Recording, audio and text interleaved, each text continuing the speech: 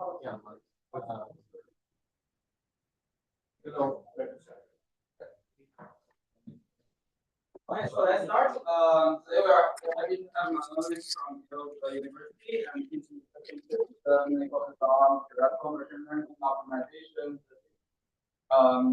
mechanism design game theory. And today we're talking about learning from imperfect and missing information. Okay, thank you very much. Thank you for the introduction. Thank you very much for coming. So today I'm going to talk about a few works with my students, Jane Lee and Anne Mechrotram.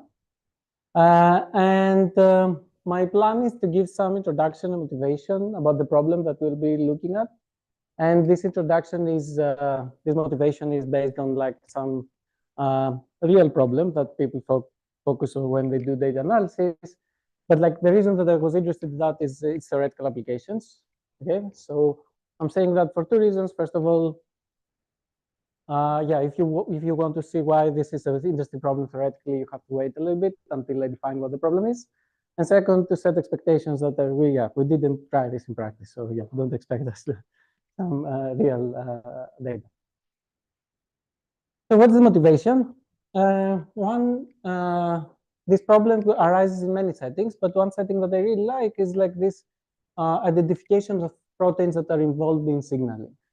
So imagine there are some proteins that help like cells communicate with each other. Okay, they're like messages between cells, and we want to identify which of these proteins really take part in this process.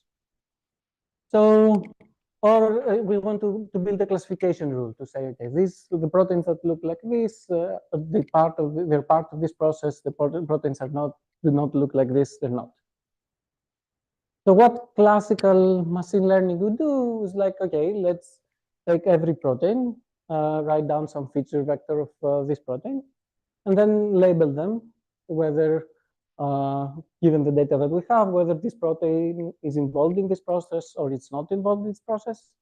And we collect this data, we train some machine learning model, and we learn a classifier to classify between the two settings.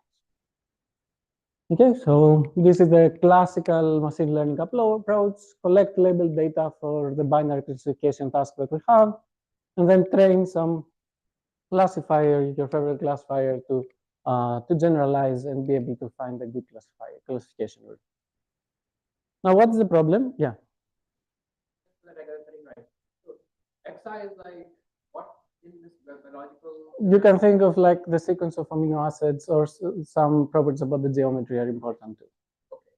Okay. And when you say collect data, do you have query access here? Or yeah, let me get there. That's yeah. So how we collect data, great. So how people collect data is the following: they instantiate in the lab like a process like that, and they have like, let's say, two cells that will communicate with each other, and they have here a probe, okay, to like a region of the space that they observe in order to be able to see which proteins participate in this process. And the communication happens, and then they figure out, oh, this red protein participates. The problem is there is nothing in this process that tells you that you were able to catch all the proteins that were involved. Okay, so if you see this red protein, yes, sure, this protein was part of the process, but like I didn't see the green protein too, and this doesn't mean that the green protein is not part of the process. It's just that I wasn't able to identify. Okay, so in a seminal paper on back 2008, Elkan and Otto said that, okay, we have this database that's called TCDB that contains information about like 4,000 proteins that have been identified to belong in this, to participate in this signaling process. But like if you ask a biologist, okay, can you tell me some protein that does not participate in this process? Then what they say, it's like, I don't know, everything else. Okay. So the problem is, we have good quality positive data. We know, like, if we find a protein during this process, then we know that this protein is part of signaling, but we don't have any negative data. So if I give you a protein, it's like, I don't know, maybe I wasn't able to catch it, or it's not part of the process. So we don't have negative data. So this motivates the question, can we solve binary classification using only positive data points? Okay, I give you only positive data. Are you able to find the classifier? And what I mean by find the classifier, I want to find some classifier it's hard that minimizes the misclassification loss. Okay, the probability that let's say that this is the truth, this is nature, and tells you whether this protein X with features X participates in the process. I want the probability that I have a mistake to be small. And this probability is over all proteins. Okay. So this was explored very early in learning theory. In fact, 1990, in a stock paper in 1987, Natarajan showed that like essentially binary classification with positive samples can be solved only for very restricted function classes. And I'll give you a very simple proof by picture. Let's say that you observe this this positive data, and your function class that you want to identify from is like circles. Okay, so there are two scenarios. There's this scenario that like the negative data on this front, and this is like the classifier, or there's this scenario, and you don't have enough information to. These two scenarios are very different. You don't have enough information to distinguish between the two. One problem with Natarajan's proof was that it was about proper learning. So he said that like proper learning is not possible. So I want to find, I know that the truth is a circle and I want to find a circle. It doesn't really work for improper learning, the proof, because here, for example, I can just output the intersection of the two circles, and this would be a good classifier. Okay. So our first result was to show that even if I allow this improper learning, then still you cannot do a lot of things with positive samples. And here's why. And in fact, I will show you by picture that you cannot even learn half spaces with positive samples. Imagine you get this positive data, then there are several scenarios. So the first scenario is that like, okay, this is the classifier and these are the negative data. This is the second scenario. Any of these scenarios can be true. I don't know which one is the correct one. The only thing that could make sense is to output like the intersection of all these classifiers, but this is the same as learning convex sets, which is not possible in pack learning. So we cannot learn convex sets. Okay, so this is like a sketch of the proof of why positive samples, learning from positive samples is not doable even if you have if you allow for improper learning. So then let's go back again into this quote. So we might not have negative data, but there's this like quote from biology that like all other proteins, you should treat all other proteins as like not participating in this process. And the reality is that we have public data sets that can be used as a proxy of what all other proteins mean. Okay, so we might not have negative data, but we have unlabeled data. Okay, we have positive data that are generated in particular for this experiment, and we have unlabeled data as well. The problem is that in this unlabeled data set, in these public data sets, we're not sure that all the proteins are labeled as negative because we don't know if they're participating in this process or not. So we have to treat them as I said, as unlabeled data. And this is like the core of the problem that we'll be looking at, what is called positive and unlabeled learning, or for short PU learning, which is I have a set of positive samples and a set of and a different data set of unlabeled samples, and I want to learn a classifier. Okay. So let me introduce some notation here. So we have some concept class that, for example, in my examples, it has been the set of circles or half spaces, and one of these concepts in this concept class corresponds to the truth. We have the true distribution of labeled and unlabeled data, which we don't have access to. What we have access to is a distribution of unlabeled data and the distribution of positive data. Okay. So we have these positive and these unlabeled data sets, and we're trying to find a classifier that would work for all the data, that would be correctly classifying everything for the whole population of data. Okay, so can we solve PU learning? The first idea to solve PU learning is to invoke agnostic learning. The difference between classical learning and agnostic learning is that, like in agnostic learning, we don't assume that there is really any perfect classifier for the data. The data are arbitrarily labeled. And what we're trying to do is, yeah, we cannot achieve small error. We can do as much as the best we can plus epsilon. And it's a known result even before this paper, but like this paper formalized it in the way that we use today, that like agnostic learning is solvable with this dimension over epsilon squared sum. Okay, this is the foundations of learning theory. So what Massart showed is that actually PU learning reduces to agnostic learning. And in fact, he showed that it reduces to learning from Massart noise, except that he didn't know about Massart noise. So his proof actually shows that the number of samples that you need is this dimension over epsilon, but he didn't know about it because, yeah, Massart's paper was not there. So he showed this dimension over epsilon squared, but actually it was VC over epsilon. And the idea is very simple. In this proof, you get this positive and unlabeled data. You artificially label all the unlabeled data as negative, and then you try to solve the corresponding agnostic problem. And it's not like immediate, but like it's a simple proof to show that, in fact, agnostic learning or like ERM, empirical risk minimization, will find the correct solution here. Okay. And there are many more practical. So in this problem that I told you, actually people have used the term PU learning, and they have applied techniques from PU learning to solve it. And there are many more examples. So if you want to classify X-rays that are related to a disease, then you still have only positive data, because you're not going to like random people population that ask them to make a test for this random disease and then make an X-ray in order to get negative data. There are some public data sets, but like you only have positive data.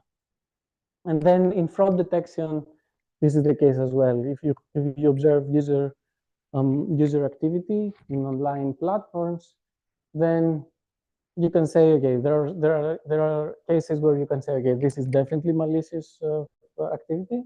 But if you observe an activity, if I give you a random activity, it's impossible to say for sure, okay, this is not malicious. You still don't have, yeah. You have an assumption that positive, the chance of being positive was like small or something. Because like, why can't it be that all the proteins were somehow involved? You measured like a small fraction of them. Now it seems like by labeling everything else negatively. No, it doesn't matter. That doesn't matter, because here the idea is that when you will create a mixture between the positive data, the positive data and the unlabeled data. And the idea is that here you make sure that, like in the positive regions, the proportion of positive data is more. That's what happens. Yeah, you do. Yeah, you have to be a little bit careful. You don't have to give half and half chance. You have to, yeah. Good question. So what our motivation started from is that, like, these public datasets are actually a proxy of all other proteins. Okay, and in general, public datasets that are collected in this fashion, they're not good quality. Okay, so it's not the same as the positive data that are obtained in a very sanitized environment in a lab. The negative, the unlabeled data really cannot be of good quality. Okay, and this is I'll tell you why this is in fact something that's relevant in practice, but also, as I said, wait a little bit to see why this generalization help you actually in many theoretical problems as well. So this is something that people have observed as well. So public data sets of proteins are not like data sets that are obtained by a single environment. They are like combinations of different labs, and they're not clean data. Again, X-rays super biased because you cannot get representative samples of X-rays. And in fraud detection, like if you look for data sets for online user activity, it's a chaos. It's not like it's not easy to make sense of it. So for this reason, we define this positive and imperfect unlabeled data learning problem. And the difference between PU learning and this PIU learning is that there exists this is the unlabeled distribution of data. What we have access to is some proxy of it. Okay, there's some shift that is happening, and we get data from some imperfect data source for U. So we have this positive data and imperfect unlabeled data. And our goal is still to find a classifier that would be correct with respect to the true distribution of U, not with respect to our observed distribution U tilde. Okay, so this is our goal. And the main challenge with this problem is that here in PU learning there was a very strong correlation very strong connection between distribution P and distribution U. Distribution P was a truncation of U, in a set from this concept class. Here, this connection breaks, and a lot of things become very difficult. Okay, and in fact, the density reduction does not apply anymore. I'll get to this now. So let me start with the sample complexity of PIU learning. This is exactly your question. So what is the notion of that we use? Where the notion that we use is that the true distribution U is smooth with respect to the distribution U tilde. Okay, this is there are many ways to think of this. One way to think of this is that like the random Nicodim derivative between the two measures is bounded.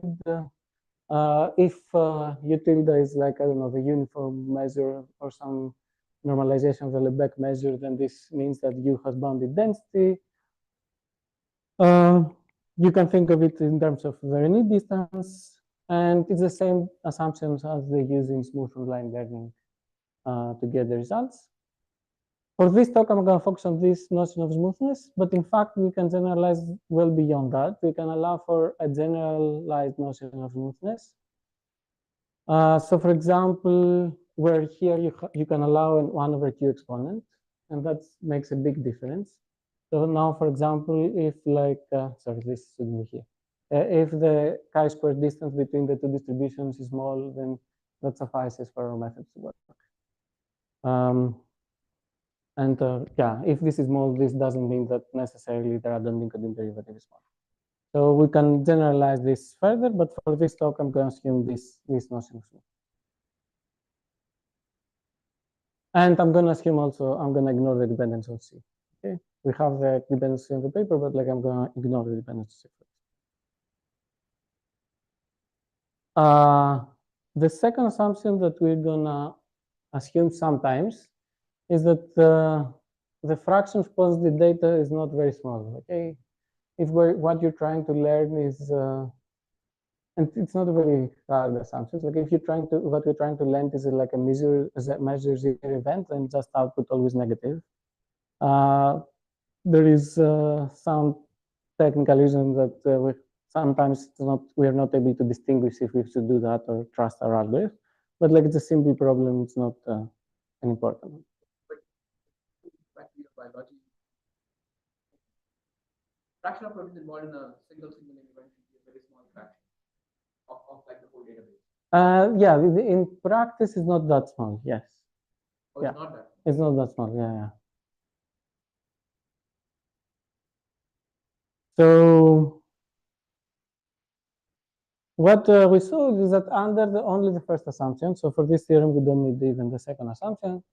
We can solve PIU learning with this C over epsilon squared samples. And how we do that? First of all, observe that ERM does not work anymore, because if you allow for distribution shifts, then what I said before to Pravesh, that like I can ensure that there are places where in the positive region, the fraction of positive samples is larger than the fraction of negative samples. I cannot control that anymore because there are shifts in the unlabeled distribution. So ERM doesn't work.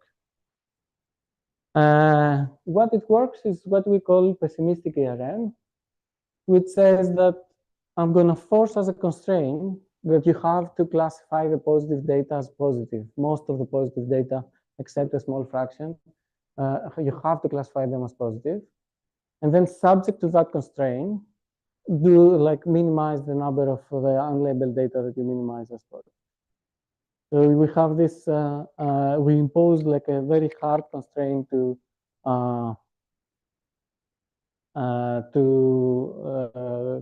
the satisfaction of the positive data. And this is what pessimistic RM is. And in fact, the reason that I'm saying that this is relevant in practice, because in fact, people have observed that in practice doing ERM is not a good idea. And the proxy of this constraint problem that people do in practice is that they use a huge weight, they put a huge weight on positive samples. Okay, so they have, yeah, they do some Lagrangian version for this constraint, and they solve this problem. They do have an analysis for that, but like I think this distinction between ERM, pessimistic ERM in this imperfectly unlabeled data setting explains why we observe this better behavior in practice. And yeah.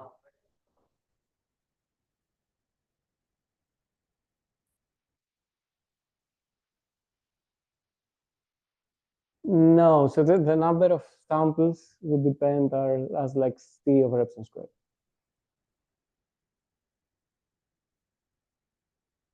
And I'm not going to get into technical details, but like very briefly, what's happening is that with this constrained version of the problem, you can separate the analysis of why you have very few false positives and why you have very few false negatives. Okay. The problem is that exactly this pessimistic ERM is not sufficient. It only works if the support of the two distributions is the same. But if you are in a situation like what I showed you before, where you get some negative, some unlabeled data, but the true distribution is like in one part of this unlabeled data, then you still don't know what to do. And in fact, we saw that pessimistic ERM does not work, and any proper learning will not work. Okay, so the proper learning bound for positive data applies to this case as well. So what we do with this case is we solve a pessimistic ERM version. We start with the solution of pessimistic ERM version. We find a linear classifier.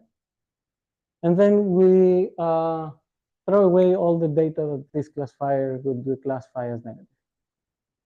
Okay? And we continue with the remaining data set.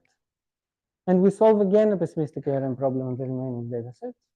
And then we take the intersection. So we iteratively solve this pessimistic constrained version of ERM, this pessimistic ERM problem, and we take the intersection of the classes that we observe along the way. Okay, and our proof is that shows that if you do this, if you repeat this process 1 over epsilon times, then at the end you get a classifier that has small classification. Okay. And although pessimistic RM was something that has been used in practice, this process has not been used. So it's like it's an interesting if someone uses it.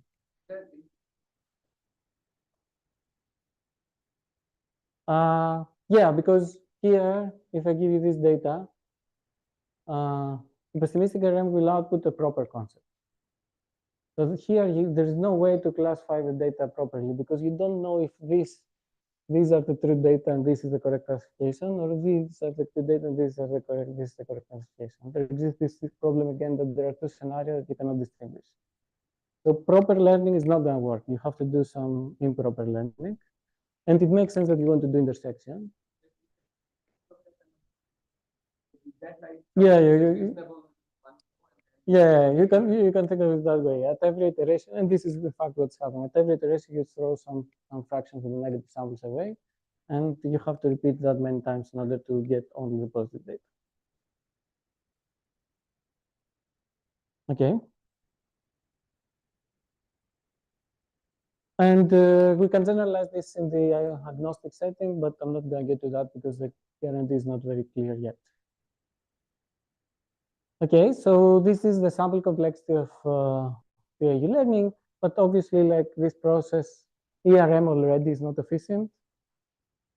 Pessimistic ERM, that's a constrained version of it, is certainly not efficient. So we looked a little bit at what you can do with efficient learning, and this is where we use this this assumption. We haven't used it so far.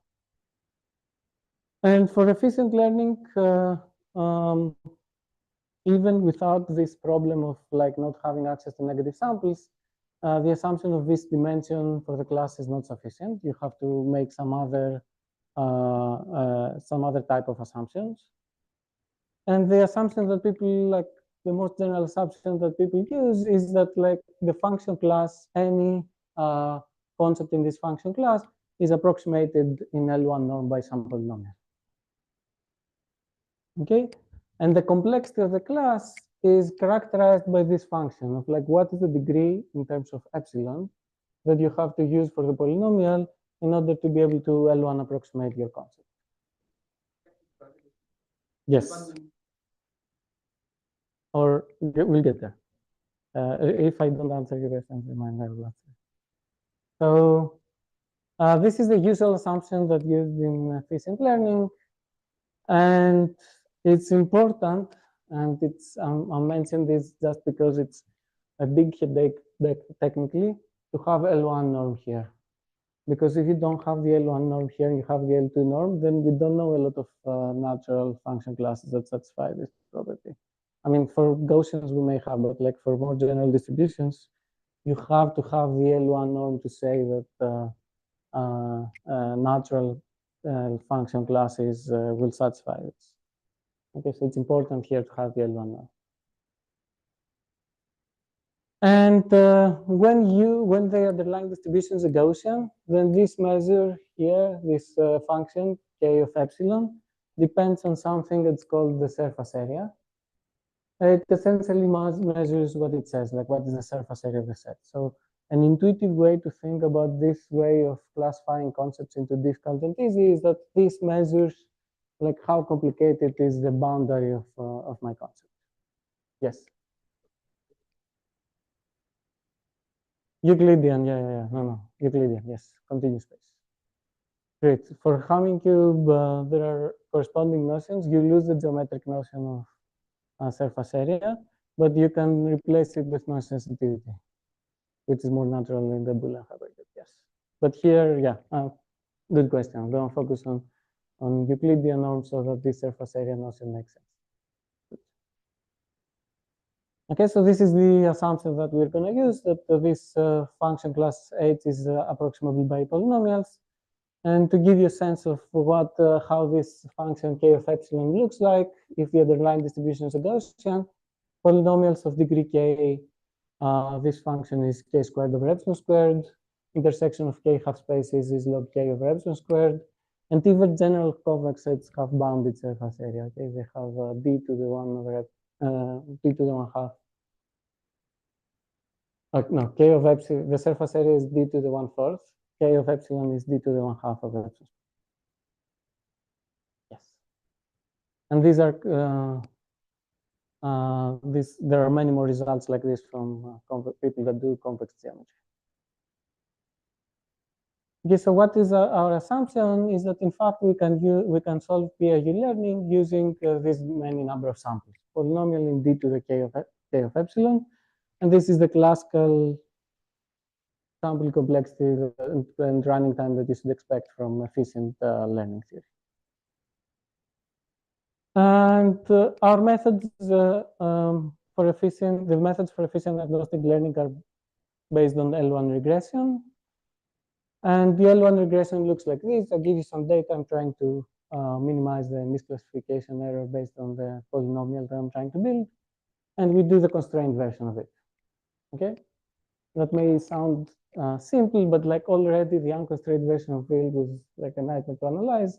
Now we have the constrained version of it, so it's like it becomes a little bit chaotic.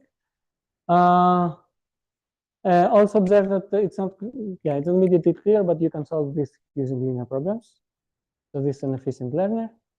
And yeah, it's challenging to analyze because you have to solve that both feasibility and approximate optimality, etc., etc. So the analysis becomes more involved than the original one. And having to deal with the distribution system we have. Okay, so this is like the summary of the results that we have for PAV learning. We have the sample complexity result where we get, sorry, I forgot here, it's like 1 over epsilon squared samples. Yeah, and in efficient learning, we have this poly D k-wedge. Okay, the outcomes for like practice is that one, we understand why this imbalance, like this Lagrange version of ERM would help because of the imperfect nature of unlabeled data. And also we proposed an even more robust method, which is to run pessimistic ERM multiple times and take the intersections. Good, yeah, I forgot, yeah. I treated alpha as a constant. Here it should be epsilon overall. Good question.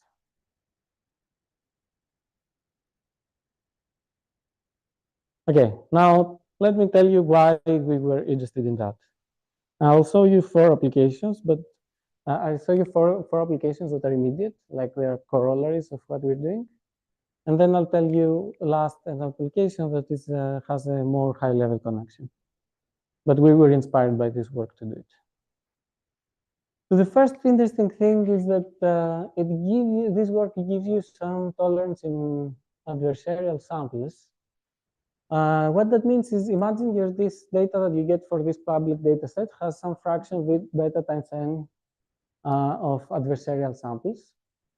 Then classic like methods from robust statistics tells you that you can identify that some u tilde from these adversarial samples that is beta close to you.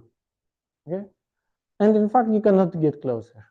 If you have 10% fraction of adversarial samples, you cannot identify the distribution with error smaller than 10%, 0.1. But what we are saying, for us, any constant closeness is fine. So what we say is that we can solve PAU learning with an error that will go to 0 as the number of samples goes to infinity, although the unlabeled data has some constant fraction of the adversarial sample. But this error is in total variation by you. It's not. Like if you think about Gaussians, you estimate the mean up to error epsilon, up to error beta. So you can translate that into chi-square distance. No. Yeah, you have, it's not that immediately if I use the adversarial samples, I get this. I have to invoke the process, like all the methods that we have from robust statistics. But this also tells you something. Like if you first do some, I don't know, robust Gaussian mixture result, and then use this as a proxy for the unlabeled data, it's better because you throw away in a robust way the adversarial samples, and does not affect my error. Okay, constant fraction of adversarial samples do not affect my error. Okay. And interestingly, I'm not gonna write the formal table for this, but like we can solve the same thing for least decodable setting. So even if you don't give me one distribution u tilde that like is beta close to you, if you give me a list of like u1, u2, u3, etc., and you tell me one of them is close to you, I can still identify the classifier up to error epsilon. Okay. The next application comes from smooth learning. So the assumptions of smoothness has been used multiple times in like theory to bypass standard lower bounds. And the significant result is by Spinman and Deng that said, okay, simplex can take exponential time to converge, but if the input is smooth, then simplex converges in polynomial time.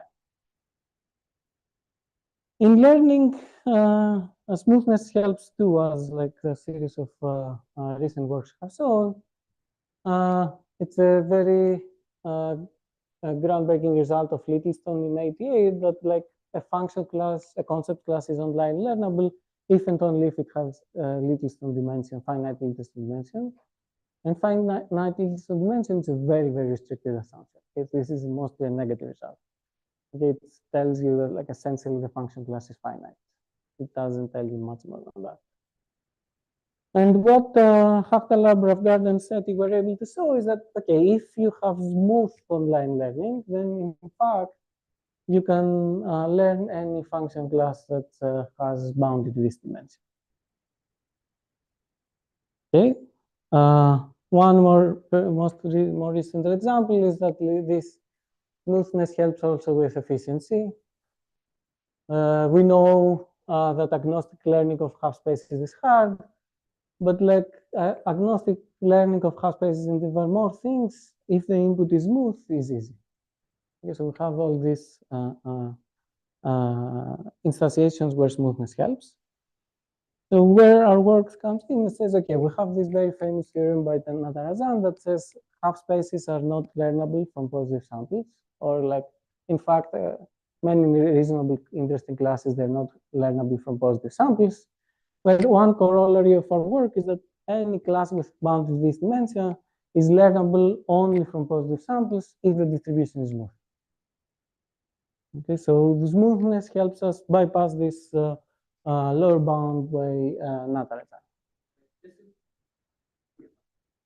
It's the same smoothness that these people define too. Oh, so for example, you're going to further involve the Oh, no, this works even, first of all, yeah, if we convolve anything with Gaussian would work, but like this only assumes bounded density with respect to the back measure, which is exactly the same assumptions we have. And we have even more general because we can allow for generalized smoothness. So yeah, it's the same kind of, when I say smooth learning, I mean the same kind of smoothness.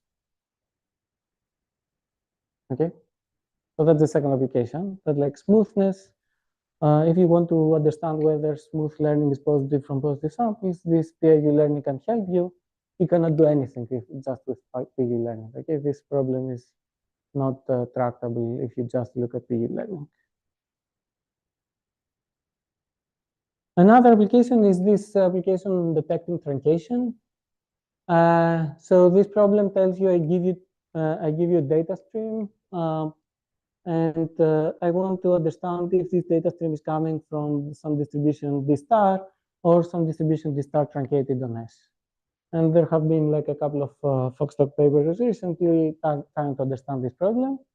All these methods rely on like very strong assumptions about D star. Again, in particular, that D star is IID or something like that. What we saw abstractly is that we can solve this problem if the truncation S has belongs to class with finite Viest dimension, and we can also provide efficient algorithms if it's approximable by polynomials, and we don't have all these assumptions. So the distribution D star can now be like any distribution. Yeah, we don't use this IID-ness or something like that. So we generalize all this line of work as well. The approximability of S by polynomial. Correct.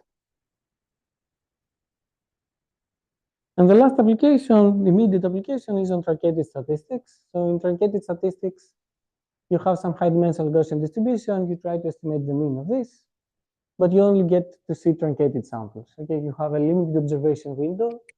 You only get to see samples that lie in this inside this set. And your goal is to be able to extrapolate. Okay, I see only these very few samples, and I want to be able to extrapolate, understand where the true mean of the Gaussian distribution is. And the result that we had that in 2018 was that if you know the truncation, so if you know the set H, then in fact you can do the extrapolation. Okay? You can extrapolate and figure out what the true mean is from truncated data. And we relaxed the assumption on knowing exactly this truncation set last year to like approximately know this truncation set. So this suggests a very intuitive algorithm to solve truncated statistics with unknown truncation. First, learn the distribution, the set H, and then use this algorithm that uses an approximate estimation of H to extrapolate and find the mean. Okay, the question is, can we find H? Can we use PIU learning to find H? Problem here is we don't have unlabeled data. Okay, so we only have positive data that lie in this circle. We don't have any unlabeled data. And if you think about it, if you would like to apply, I don't know, PU learning, for example, you would require access to data from this distribution. But if I had access to data from this distribution, then I don't need to do all this thing from the beginning because I can just estimate the mean. Okay, so this is another illustration of why this relaxation of like, I don't need to know exactly the distribution of unlabeled data, but an approximation of the distribution of unlabeled data is sufficient. Okay. And in fact, this was the corollary of one lemma that we solved back in 2018, that if, although computing the empirical mean here is not a good idea, it's also not a very bad idea. Okay, it's like it's constant close. It's not going to be accurate, but it's constant close, and this is all we need in order to apply PIU learning. So now PIU learning from truncated statistics with unknown truncation becomes feasible with this frame. Okay. There's a technical detail here that I like, but I'm going to skip it in the interest of time. So using this observation, we can find this utility that is constant close to truth. And then we can, this is all our framework needs in order to learn the underlying concept up to error epsilon. And then we can use the methods with the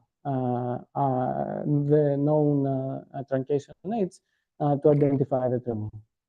And this improves all the existing works in this area. Okay, so these are the four the reasons we were working on some of these problems independently. And then we realized that there exists this framework, like this PIU learning framework that actually is able to capture all of these problems at once. So, and also it has some, it has some interest on its own as a model. The last thing I want to talk about is causal inference. Because surprisingly, it's also connected to the same ideas. I'm not going to give you a very precise result here, just a very high level idea of why this is connected. Causal inference is connected to what we're doing. So what is the average treatment effect? Those that know causal inference have seen the average treatment effect in a very different formulation. And it takes a little bit of time to reduce it to that one, but they're equivalent to what I'm going to say. So the average treatment effect, it tells you I want to estimate the mean of, let's say, a two-dimensional distribution. And I only observe positive samples. It looks very much like a truncated statistics problem. I only get to see samples from a given region of the space. The difference in causal inference is that we will always observe the one of the two coordinates. Okay, so this is the main difference from truncated statistics. Not both coordinates are hidden. Okay, we always observe one of the coordinates, and we don't observe the other one. And under which assumptions, now Gaussianity in this setting is not a very natural assumption. So we cannot directly apply the methods for truncated statistics that we know. So what assumptions people apply? The first one, interestingly, if you view it in this framework, is unconfoundedness. And unconfoundedness means that the set does not depend on the vertical axis at all. The truncation set does not depend on the vertical axis at all. But you see positive, you always see the x, the horizontal axis, the horizontal coordinate. So you can learn. Yes. Yes. With one more thing, but yeah. So you can learn the set. Yeah. So that's the interesting thing here. That like once you have unconfoundedness, you know that the set only belongs to the x coordinate.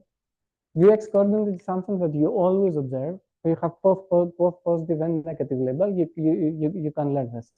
You don't have the problem we had before. And the other assumption, which is the second thing that happens in randomized control trials, is that the set is a fuzzy set.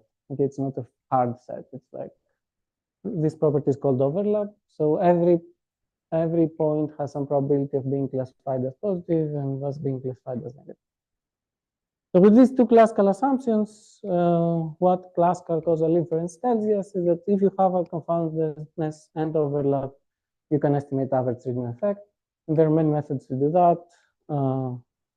Inverse propensity weighting, it's like one of them.